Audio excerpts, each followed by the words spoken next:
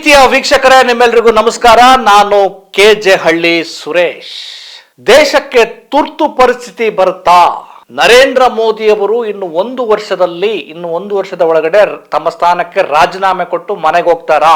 ಇಂಥದ್ದೊಂದು ಸ್ಟೇಟ್ಮೆಂಟ್ ಅನ್ನ, ಸ್ಫೋಟಕ ವಿಚಾರವನ್ನ ಹೇಳ್ತಾ ಇರೋದು ಯಾರು ಅಂದ್ರೆ, ಈ ದೇಶದ ಸಂಸತ್ತಿನ ವಿರೋಧ ಪಕ್ಷದ ನಾಯಕರಾಗಿರುವಂತ ರಾಹುಲ್ ಗಾಂಧಿ ಒಂದು ಸ್ಫೋಟಕ ವಿಚಾರವನ್ನ ತಿಳಿಸಿದ್ದಾರೆ. ಸ್ನೇಹಿತರೆ, ರಾಹುಲ್ ಗಾಂಧಿ ಅವರನ್ನ ಬೇರೆ ಬೇರೆ ವಿಚಾರಗಳಲ್ಲಿ ಅವ್ರನ್ನ ಟೀಕೆ ಮಾಡೋರು ಸಿಲ್ಲಿಯಾಗಾದ್ರೂ ತೆಗೆದುಕೊಳ್ಬಹುದು, ಏನಾದ್ರೂ ತೆಗೆದುಕೊಳ್ಬಹುದು, ಅವರ ದೃಷ್ಟಿಕೋನ. ಆದ್ರೆ ಅವರು ವಿರೋಧ ಪಕ್ಷ ನಾಯಕ ಸ್ಥಾನವನ್ನ ವಹಿಸಿಕೊಂಡ ನಂತರ ಅವರು ಆಡುವಂತಹ ಮಾತುಗಳು, ಅವರು ತೆಗೆದುಕೊಂಡಿರುವಂತಹ ವಿಚಾರಗಳು, ಅವರ ವಿಶ್ಲೇಷಣೆ, ವಿಮರ್ಶೆ ಎಲ್ಲವೂ ಕೂಡ ಅತ್ಯಂತ ಗಂಭೀರವಾಗಿರುತ್ತೆ. ಸಿಲ್ಲಿಯಾಗಿ ತೆಗೆದುಕೊಂಡ್ರೆ ಅದು ಅವರ ಮೂರ್ಖತನ ಕೂಡ ಆಗತ್ತೆ. ಈ ಹಿಂದೆ ರಾಹುಲ್ ಗಾಂಧಿ ಅವರು ಹೇಳಿರುವ ಮಾತುಗಳು ಒಂದು ರೀತಿ ಭವಿಷ್ಯದಂತೆ ನಿಜವೂ ಕೂಡ ಆಗ್ತಾ ಇದಾವೆ. ಈಗ ನಾನು ರಾಹುಲ್ ಗಾಂಧಿ ಅವರು ಭವಿಷ್ಯ ಹೇಳ್ತಿದ್ದಾರೆ, ಅದು ನಿಜ ಆಗ್ತಿದೆ ಅಂತ ನಾನು ಹೇಳ್ತಾ ಇಲ್ಲ. ಇದು ರಾಹುಲ್ ಗಾಂಧಿ ಅವರು ಹೇಳ್ತಿರುವಂತ ಈ ಮಾತು ಸತ್ಯವನ್ನ, ದೇಶದ ಒಳಗಡೆ ಸದ್ದಿಲ್ಲದೆ ನಡೀತಿರುವಂತ, ದೇಶದ ಆಡಳಿತ ವ್ಯವಸ್ಥೆ ಕುಸಿಯುತ್ತಿರುವಂತಹ ವಿಚಾರಗಳೆಲ್ಲವೂ ಕೂಡ ಮಹತ್ತರ ಸ್ಥಾನದಲ್ಲಿರುವ ವಿರೋಧ ಪಕ್ಷದ ನಾಯಕ ಸ್ಥಾನದಲ್ಲಿರುವಂತ ರಾಹುಲ್ ಗಾಂಧಿ ಅವರಿಗೆ ಅಧಿಕೃತ ಮಾಹಿತಿಗಳು ಬರ್ತಾ ಇದಾವಂತೆ. ಇದನ್ನ ನಾನು ಹೇಳ್ತಾ ಇಲ್ಲ, ಸ್ವತಃ ರಾಹುಲ್ ಗಾಂಧಿ ಅವರೇ ಹೇಳ್ತಾ ಇದ್ದಾರೆ. ಸ್ನೇಹಿತರೆ, ಈ ವಿಚಾರವನ್ನ, ಇದು ಅತ್ಯಂತ ಗಂಭೀರವಾದಂತ ವಿಚಾರ. ಇದ್ರ ಬಗ್ಗೆ ನಿಮಗೆ ಇನ್ನಷ್ಟು ಡೀಟೇಲ್ ಅನ್ನ ಕೊಡ್ತೇನೆ. ಅದಕ್ಕೂ ಮುಂಚೆ ನೀವು ನಮ್ಮ ಚಾನಲ್ಗೆ ಸಬ್ಸ್ಕ್ರೈಬನ್ನು ಮಾಡ್ಕೊಳ್ತಾ ಇದ್ರೆ ಸಬ್ಸ್ಕ್ರೈಬ್ ಮಾಡಿ, ಲೈಕ್ ಮಾಡಿ, ಶೇರ್ ಮಾಡಿ. ನಿಮ್ಮ ಅಭಿಪ್ರಾಯಗಳನ್ನು ಕೂಡ ಕಡ್ಡಾಯವಾಗಿ ತಿಳಿಸಿ.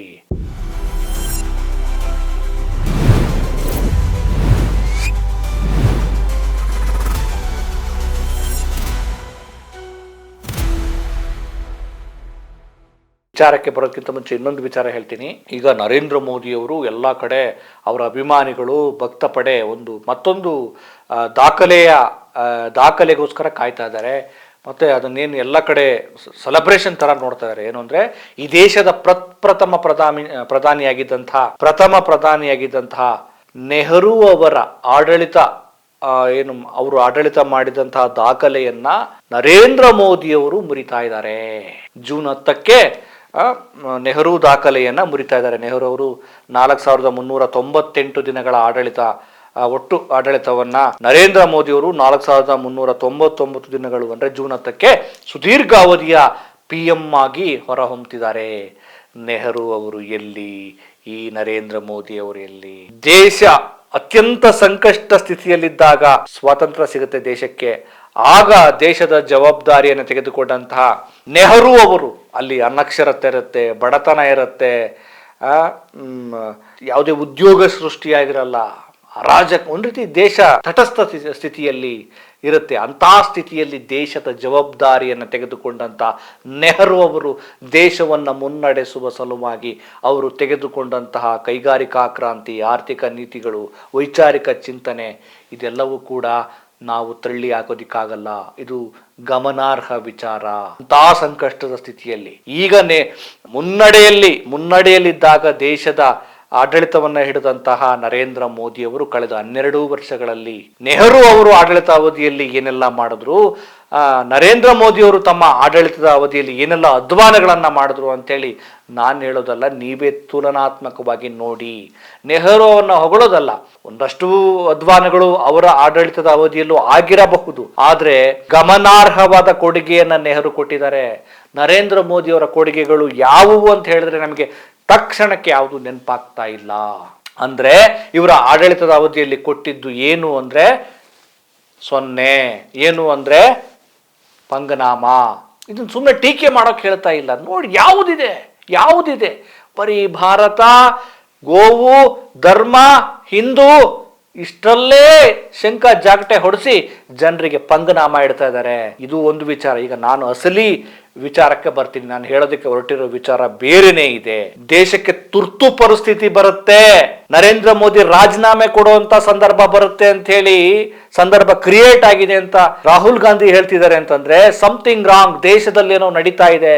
ದೇಶದ ಆಡಳಿತ ವ್ಯವಸ್ಥೆ ಒಳಗಡೆ ನಮಗೆ ಗೊತ್ತಿಲ್ಲದ ಹಾಗೆ ಏನೇನೋ ಆಗ್ತಾ ಇದೆ. ಅದನ್ನ ದೇಶಕ್ಕೆ ಹೇಳ್ತಾ ಇಲ್ಲ ಇವರು. ಈಗ ನೋಡಿ, ಯಾಕಿದೆಲ್ಲ ರಾಹುಲ್ ಗಾಂಧಿ ಅವರ ಮಾತನ್ನ ನಾವು ಸೀರಿಯಸ್ ಆಗಿ ತೆಗೆದುಕೊಳ್ಬೇಕು, ಯೋಚನೆ ಮಾಡಬೇಕು ಅಂತ ನೋಡಿದ್ರೆ, ವ್ಯವಸ್ಥೆಯ ಮೇಲೆ ನಿಯಂತ್ರಣ ಕೈತಪ್ಪಿ ಹೋಗುವ ಸಾಧ್ಯತೆಗಳಿರೋದ್ರಿಂದ ಅದನ್ನ ಮ್ಯಾನೇಜ್ ಮಾಡಕ್ಕೋಸ್ಕರ ಇವರು ತುರ್ತು ಪರಿಸ್ಥಿತಿ ಹೇರಬಹುದು, ಜೊತೆಗೆ ಇವರು ಒತ್ತಡ ಹೆಚ್ಚಾಗಿ ರಾಜೀನಾಮೆಯನ್ನೂ ಕೊಡಬಹುದು ಅಂತ ಹೇಳ್ತಿದ್ದಾರೆ. ಯಾಕೆ?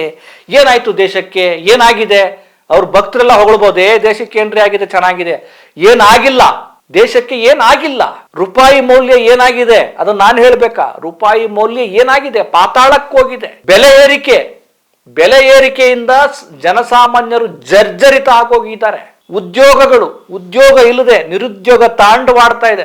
ಜನ ಹತಾಶಕ್ಕೆ ಹೋಗಿದ್ದಾರೆ. ಇತ್ತೀಚೆಗೆ ಕಾಕ್ರೋಚ್ ಅಂತ ಏನು ಜನ ರೊಚ್ಚಿಗೆ ಇದ್ರಲ್ಲ, ಏನದು ಅನ್ಕೊಂಡಿದ್ರೆ ಸುಮ್ಮನೆ ಭಾವನಾತ್ಮಕವಾಗಿ ಅಲ್ಲ. ಬಿಜೆಪಿ ಪಕ್ಷದ, ನರೇಂದ್ರ ಮೋದಿ ನೇತೃತ್ವದ ಪಕ್ಷದ ಆಡಳಿತ ವ್ಯವಸ್ಥೆಯಿಂದ ಹತಾಶರಾಗಿ ರೊಚ್ಚಿಗೆದ್ದಿರುವ ಜನತೆ ಅದು. ಅದನ್ನ ನಾವು ಭಾವನಾತ್ಮಕವಾಗಿ ತೆಗೆದುಕೊಳ್ಬೇಕಾಗಿಲ್ಲ. ಈ ವ್ಯವಸ್ಥೆ, ಈ ಆಡಳಿತ ಯಂತ್ರ ಯಾವ ಮಟ್ಟಕ್ಕೆ ತುಕ್ಕು ಹಿಡಿದೋಗಿದೆ, ಕುಸಿದೋಗಿದೆ ಅನ್ನೋದಕ್ಕೆ ಇದೆಲ್ಲ ಆರ್ಥಿಕತೆಯ ವಿಚಾರದಲ್ಲಿ ಆ ದೊಡ್ಡ ಆರ್ಥಿಕ ಬಿಕ್ಕಟ್ಟು ಬಂದಿದೆ ದೇಶಕ್ಕೆ. ಇಲ್ಲಿ ನಮ್ಮ ದೇಶದ ಜನರು ಏನು ಪ್ರಾಡಕ್ಟ್ಗಳನ್ನ ಉತ್ಪಾದನೆ ಮಾಡಿ ರಫ್ತು ಮಾಡುವಂತ ವ್ಯವಸ್ಥೆಯೇ ಸ್ಥಗಿತಗೊಳ್ತಾ ಇದೆ. ಉದ್ಯೋಗ ಇಲ್ಲ, ಉದ್ಯಮ ಇಲ್ಲ, ಬಡತನ ತಾಂಡವಾಡ್ತಾ ಇದೆ. ಅರಾಜಕತೆ ಬರುವ ದಿನಗಳು ಕಾಣ್ತಾ ಇದೆ. ಈಗ ನೋಡಿ, ನಾನು ಕೆಲವೊಂದು ವಿಚಾರಗಳನ್ನ ಹೇಳ್ತೀನಿ, ಅವರೆಲ್ಲ ಅಂಕಿಅಂಶಗಳ ಮೂಲಕ ಗಮನಕ್ಕೆ ತರ್ತಾ ಇದ್ದಾರೆ. ಈಗ ನೋಡಿ, ಯಾಕೆ ಇದನ್ನ ಬ್ಯೂರೋಕ್ರಾಟ್ಸ್, ಮೋದಿ ಸರ್ಕಾರದ ಒಳಗಡೆ ಇದ್ದಂತಹ ಅತ್ಯುನ್ನತವಾದಂತಹ ಸ್ಥಾನಗಳನ್ನ ಅಲಂಕರಿಸಿದಂತಹ ಆರ್ಥಿಕ ಸಲಹೆಗಾರರು, ಕಾನೂನು ತಜ್ಞರು, ಚುನಾವಣಾ ಆಯೋಗ ವ್ಯವಸ್ಥೆಯಲ್ಲಿರುವಂತಹವರೇ ಈಗ ಹೊರಗಡೆ ಬಂದು ತಮ್ಮ ಅಸಮಾಧಾನಗಳನ್ನ ಹೊರ ಹಾಕ್ತಿದ್ದಾರೆ, ಕಳವಳವನ್ನ ವ್ಯಕ್ತಪಡಿಸ್ತಿದ್ದಾರೆ. ಒಂದಷ್ಟು ಜನ ರಾಹುಲ್ ಗಾಂಧಿ ಅವರಿಗೆ ಮೆಸೇಜ್ ಅನ್ನು ಕೂಡ ಮಾಡ್ತಾ ಇದ್ದಾರಂತೆ. ಏನದು ನೋಡೋಣ. ನೋಡಿ, ಈಗ ದೇಶದ ಆರ್ಥಿಕತೆ ಮತ್ತು ಸಾಂಸ್ಥಿಕತೆಯ ಸ್ಥಿತಿ ಹದಗೆಡ್ತಾ ಇದೆ. ಭವಿಷ್ಯದಲ್ಲಿ ಸಾರ್ವಜನಿಕರ ಆಕ್ರೋಶಕ್ಕೆ ಕಾರಣ ಆಗುವ ಸ್ಥಿತಿ ನಿರ್ಮಾಣ ಆಗ್ತಾ ಇದೆ. ಈಗ ನೋಡಿ, ಸುಭಾಷ್ ಚಂದ್ರ ಗರ್ಗ್ ಅನ್ನೋಂಥವ್ರು, ಸುಭಾಷ್ ಚಂದ್ರ ಗರ್ಗ್ ಇವರು ಮಾಜಿ ಆರ್ಥಿಕ ವ್ಯವಹಾರಗಳ ಕಾರ್ಯದರ್ಶಿ. ಇವರು ಜನಸಾಮಾನ್ಯರಲ್ಲ, ಮೋದಿಯನ್ನು ಟೀಕೆ ಮಾಡುವಂತ ವ್ಯಕ್ತಿಯಲ್ಲ, ಮೋದಿಯ ವಿರೋಧಿಯೂ ಅಲ್ಲ. ಸುಭಾಷ್ ಚಂದ್ರ ಗರ್ಗ್ ಅವರು ಮಾಜಿ ಆರ್ಥಿಕ ವ್ಯವಹಾರಗಳ ಕಾರ್ಯದರ್ಶಿ. ಈ ದೇಶದ ಅತ್ಯುನ್ನತ ಮಟ್ಟದ ಬ್ಯೂರೋಕ್ರಾಟ್ ಆಗಿದ್ದಂತಹ ಇವರು ಏನ್ ಹೇಳ್ತಿದ್ದಾರೆ ಗೊತ್ತಾ? ಇವರು ಹೇಳುವಂತ ವಿಚಾರವನ್ನು ನಾವು ಗಮನವಿಟ್ಟು ಕೇಳಬೇಕಾಗಿದೆ, ತಿಳ್ಕೋಬೇಕಾಗಿದೆ.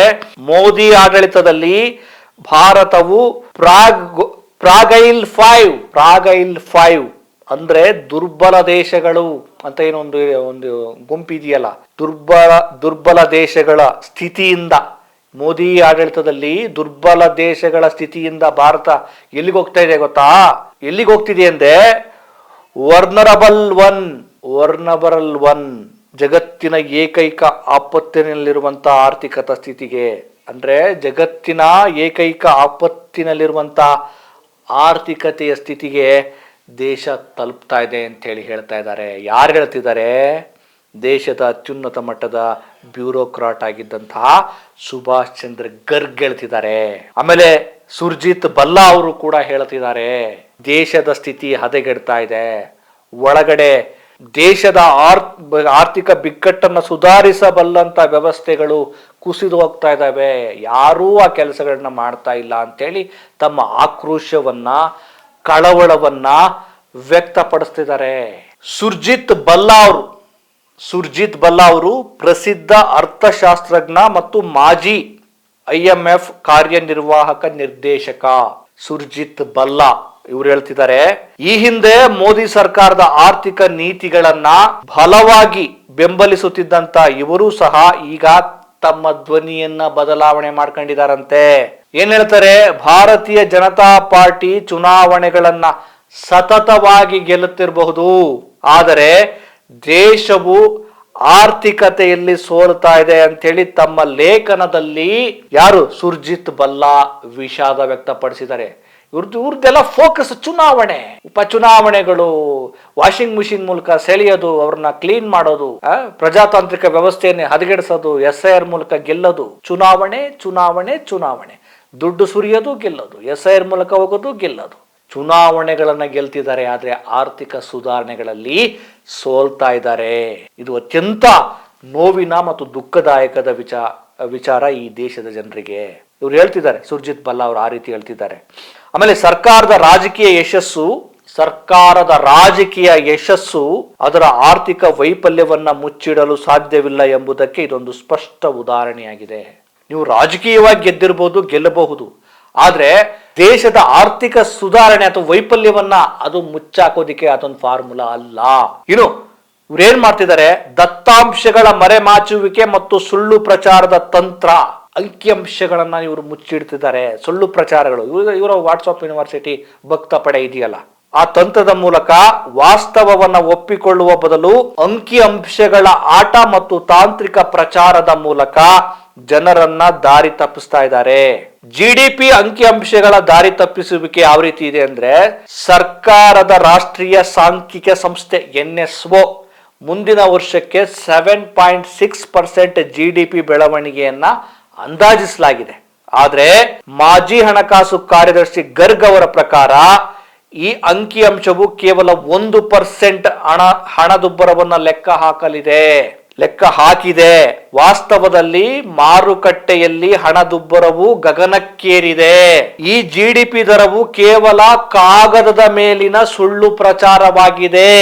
RBI ಚಿನ್ನದ ದಾಸ್ತಾನು ವಿವಾದ, ಇತ್ತೀಚೆಗೆ ಅದು ಚಿನ್ನವನ್ನ ಮಾರಾಟ ಮಾಡಿದ್ದಾರೆ ಅಂತ ಹೇಳಿ ಅನ್ನೋ ಸುದ್ದಿ ಆಯ್ತು. ಅದು ಸುಳ್ಳು ಅಂತಾನೂ ಬಂತು. ಆದ್ರೆ ವಾಸ್ತವ ಏನು ಅಂತ ನೋಡೋಣ. ಇತ್ತೀಚೆಗೆ ರಿಸರ್ವ್ ಬ್ಯಾಂಕ್ ಆಫ್ ಇಂಡಿಯಾ ತನ್ನ ಚಿನ್ನದ ದಾಸ್ತಾನನ್ನ ಮಾರಾಟ ಮಾಡಿದೆ ಎಂಬ ವರದಿಗಳು ಅಂತಾರಾಷ್ಟ್ರೀಯ ಮಾಧ್ಯಮಗಳಲ್ಲಿ ಬಂದಿದ್ವು. ಆದ್ರೆ RBI ಇದನ್ನ ನಿರಾಕರಿಸಿದೆಯಾದರೂ ಕೂಡ ಜೂನ್ ತಿಂಗಳು ನಡೀತಾ ಇದ್ರು ಕೂಡ ಸಹ ಮೇ ತಿಂಗಳವರೆಗಿನ ತನ್ನ ಚಿನ್ನದ ದಾಸ್ತಾನಿನ ಅಧಿಕೃತ ವಾರಾವಾರು ದತ್ತಾಂಶಗಳನ್ನ ನವೀಕರಿಸದೆ ಬಾಕಿ ಉಳಿಸಿಕೊಂಡಿರುವುದು ವ್ಯವಸ್ಥೆಯ ಮೇಲಿನ ಅನುಮಾನವನ್ನ ಹೆಚ್ಚಿಸಿದೆ. ಅಂದ್ರೆ ಚಿನ್ನದ ದಾಸ್ತಾನಿನ ಅಧಿಕೃತ ವಾರಾವಾರು ದತ್ತಾಂಶಗಳನ್ನ ನವೀಕರಣ ಮಾಡದೆ ಬಾಕಿ ಉಳಿಸಿಕೊಂಡಿರೋದು ಅನುಮಾನವನ್ನು ಹೆಚ್ಚಿಸಿದೆ. ಆಮೇಲೆ ಜಾಗತಿಕ ಬಿಕ್ಕಟ್ಟು ಮತ್ತು ಆರ್ಥಿಕ ವಿಷವರ್ತುಲ ಅಂತಾರಾಷ್ಟ್ರೀಯ ನಿಧಿ IMF ಉಪವ್ಯವಸ್ಥಾಪಕ ನಿರ್ದೇಶಕಿಯಾಗಿದ್ದಂತ ಪ್ರಮುಖ ಅರ್ಥಶಾಸ್ತ್ರಜ್ಞೆ ಗೀತಾ ಗೋಪಿನಾಥ್ ಅವರ ವಿಶ್ಲೇಷಣೆಯು ಸಹ ಭಾರತದ ಮುಂದಿರುವ ಆರ್ಥಿಕ ಕತ್ತಲನ್ನ ಸೂಚಿಸುತ್ತಿದೆ. ಇನ್ನು ಜಾಗತಿಕ ತೈಲ ಬಿಕ್ಕಟ್ಟು, ಇದು ಒಂದು ದೊಡ್ಡ ಸಮಸ್ಯೆ. ಇನ್ನೂ ಯುದ್ಧ ನಿಂತರೂ ಕೂಡ ಎಲ್ಲವೂ ಸಹಜ ಸ್ಥಿತಿಗೆ ಬರಬೇಕು ಅಂದ್ರೆ ಇನ್ನೂ 1.5 ವರ್ಷ ಬೇಕಾಗತ್ತೆ. ಸರಾಗವಾಗಿ ನಮ್ಮ ತೈಲದ ವಿಚಾರ ಎಲ್ಲ ಸರಾಗವಾಗಿ ಆಗ್ಬೇಕು ಅಂದ್ರೆ ಇನ್ನೂ 1.5 ವರ್ಷ ಬೇಕಾಗತ್ತೆ. ಅನೇಕ ವಿಚಾರಗಳು ನಮಗೆ ಗೊತ್ತಿಲ್ಲದ ಹಾಗೆ ಇವೆ. ಆದರೆ ಈ ದೇಶದ ಜನರಿಗೆ ಸುಳ್ಳುಗಳನ್ನ ಹೇಳ್ತಾ ನೋಡಿ. ಇನ್ನೊಂದು, ರಾಹುಲ್ ಗಾಂಧಿ ಅವರು ಹೇಳ್ತಿದ್ದಾರೆ, ಈ ದೇಶದ ಆರ್ಥಿಕ ಭದ್ರತಾ ಸಲಹೆಗಾರ ಈ ದೇಶದ ರಕ್ಷಣಾ ಭದ್ರತಾ ಸಲಹೆಗಾರ ಅಜಿತ್ ದೋವಲ್ ಅವರ ಪುತ್ರರ ವಿಚಾರಕ್ಕೆ ಸಂಬಂಧಪಟ್ಟಂಗೆ, ಅಮಿತ್ ಶಾ ಪುತ್ರ ಅವರ ವಿಚಾರಕ್ಕೆ ಸಂಬಂಧಪಟ್ಟಂಗೆ ಮಹತ್ವದ ವಿಚಾರಗಳು ನನಗೆ ಬರ್ತಾ ಇದ್ದಾವೆ ಅಂತೇಳಿ ರಾಹುಲ್ ಗಾಂಧಿ ಅವರು ಹೇಳ್ತಿದ್ದಾರೆ. ಆಮೇಲೆ ರಾಹುಲ್ ಗಾಂಧಿ ಅವರು ಹೇಳಿರುವ ಎಲ್ಲಾ ವಿಚಾರಗಳನ್ನ BJP ಸರ್ಕಾರ ಬಹಳ ನೆಗ್ಲೆಕ್ಟ್ ಮಾಡ್ತಾ ಇತ್ತು. ಅದ್ರ ಬಗ್ಗೆ ರಿಯಾಕ್ಟ್ ಕೂಡ ಮಾಡ್ತಾ ಇರಲಿಲ್ಲ. ಆದರೆ ಈ ಸಲ ಸಂಸದರುಗಳು, ಸಚಿವರುಗಳು ಈ ಸ್ಟೇಟ್ಮೆಂಟ್ಗೆ ಎಲ್ಲರೂ ಒಕ್ಕೊರಲಿನಿಂದ ಬಂದು ರಿಯಾಕ್ಟ್ ಮಾಡ್ತಿದ್ದಾರೆ ಅಂತಂದ್ರೆ ಏನೋ ನಡೀತಾ ಇದೆ, ನಾವೆಲ್ಲ ಒಗ್ಗಟ್ಟಾಗಿದ್ದೇವೆ, ದೇಶದ ಸ್ಥಿತಿ ಸುಸ್ಥಿರವಾಗಿದೆ, ಏನು ತೊಂದರೆ ಇಲ್ಲ ಅಂತ ಹೇಳ್ತಿದ್ದಾರೆ. ಏನು ತೊಂದರೆ ಇಲ್ಲ ಅಂತ ನೀವು ಹೇಳ್ತಿರ್ಬೋದು, ನಿಮ್ಮ ಮಾತುಗಳನ್ನ ಈ ದೇಶದ ಜನರು ನಂಬಲ್ಲ. ಆರ್ಥಿಕ ತಜ್ಞರು, ಬ್ಯೂರೋಕ್ರಾಟ್ಸು, BJP ಸರ್ಕಾರದ ಒಳಗಡೆ ಇದ್ದಂತಹ ಅಧಿಕಾರಿಗಳು ಕಳವಳ ವ್ಯಕ್ತಪಡಿಸ್ತಿದ್ದಾರೆ ಅಂತಂದ್ರೆ ಈ ದೇಶವನ್ನ ಅಧೋಗತಿಗೆ ಕೊಂಡೊಯ್ಯೋದಕ್ಕೆ ಏನೆಲ್ಲ ಮಾಡಬೇಕು ಅದನ್ನ ಮಾಡಿದ್ದಾರೆ. ಯಾಕೆಂದ್ರೆ ಇವರು ಅಭಿವೃದ್ಧಿಯನ್ನ ಮಾಡಿದ್ರೆ, ಪ್ರಾಮಾಣಿಕವಾಗಿ ಆಡಳಿತವನ್ನ ನಡೆಸಿದ್ರೆ ದೇಶ ಪ್ರಗತಿಯನ್ನ ಕಾಣೋದು. ಇವ್ರಿಗೆ ಧರ್ಮ, ಜಾತಿ, ಜಗಳ, ಗೋವು, ಅರಾಜಕತೆ, ಬೆಲೆ ಏರಿಕೆ, ಚುನಾವಣೆಯಲ್ಲಿ ಗೆಲ್ಲೋದು ಇಷ್ಟೇ ಫೋಕಸ್ ಆದಾಗ ದೇಶ ಹೆಂಗ್ ಪ್ರಗತಿ ಕಾಣುತ್ತೆ? ಸ್ನೇಹಿತರೆ, ಈ ಎಲ್ಲ ಕಾರಣಗಳನ್ನು ನೋಡಿದಾಗ ನರೇಂದ್ರ ಮೋದಿಯವರೇ ಒಂದು ಮಾತು ಹೇಳಿದ್ದಾರೆ, ಅಂದುಕೊಂಡಂಗೆ ಆಗಲಿಲ್ಲ ಅಂದರೆ ನಮ್ಮ ಸ್ಥಿತಿ ಇನ್ನೂ ಸಂಕಷ್ಟಕ್ಕೆ ಹೋಗುತ್ತೆ ಅಂತ. ಇನ್ನೇನು ಅಂದ್ಕೊಂಡಂಗೆ ಆಗೋದು, ನೀವು ಅಂದ್ಕೊಂಡಂಗೆ ಮಾಡ್ತಾ ಇದ್ದೀರಾ ಅಷ್ಟೇ. ಈ ದೇಶವನ್ನು ಪ್ರಗತಿಯತ್ತ, ಸುಸ್ಥಿರತೆಯತ್ತ ಕೊಂಡೊಯ್ಯಬಲ್ಲ ಕೆಲಸಗಳನ್ನು ಮಾಡ್ರಪ್ಪ ಅಂದರೆ ವಿದೇಶಕ್ಕೆ ಹೋಗ್ತೀನಿ, ಅಲ್ಲಿ ಮೆಲೋಡಿ ಚಾಕ್ಲೇಟ್ ಕೊಡ್ತೀನಿ, ಗೋ ವಿಚಾರ ಎತ್ತೀನಿ, ಹಿಂದೂ ಧರ್ಮ ಮಾಡ್ತೀನಿ, ತಟ್ಟೆ ಬಡಿತೀನಿ, ಇಷ್ಟೇ ಅಲ್ವಾ? ಒಂದು ಆರ್ಥಿಕವಾದ ಯೋಚನೆಗಳು, ರಾಜನೀತಿ, ವಿದೇಶಾಂಗ ನೀತಿಗಳು, ಏನು ದೇಶದ ಜನರಿಗೆ ಉದ್ಯೋಗ ಕೊಡುವಂಥ ವಿಚಾರ, ಮುಂದಿನ ದಿನಗಳು ತುಂಬ ಅಪಾಯಕಾರಿಯಾಗಿವೆ. ಅದರಲ್ಲೂ ಭಾರತೀಯರಿಗೆ ಜನ ಎಲ್ಲ ರೊಚ್ಚಿಗೆದ್ದು ನಮ್ಮ ವಿರುದ್ಧ ಎಲ್ಲಿ ಸಿಡಿದೇಳ್ತಾರೆ ಅಂತೇಳಿ ಇವರು ತುರ್ತು ಪರಿಸ್ಥಿತಿ ಘೋಷಣೆ ಮಾಡಿದರೂ ಮಾಡಬಹುದು. ಯಾವುದಕ್ಕೂ ಜನ ಜಾಗರೂಕತೆಯಿಂದ ಪ್ರಜ್ಞಾವಂತರಾಗಿ ಇರಬೇಕಾಗಿದೆ. ಮತ್ತೊಂದು ವಿಚಾರದೊಂದಿಗೆ ಭೇಟಿ ಮಾಡ್ತೇನೆ. ನಮಸ್ಕಾರ.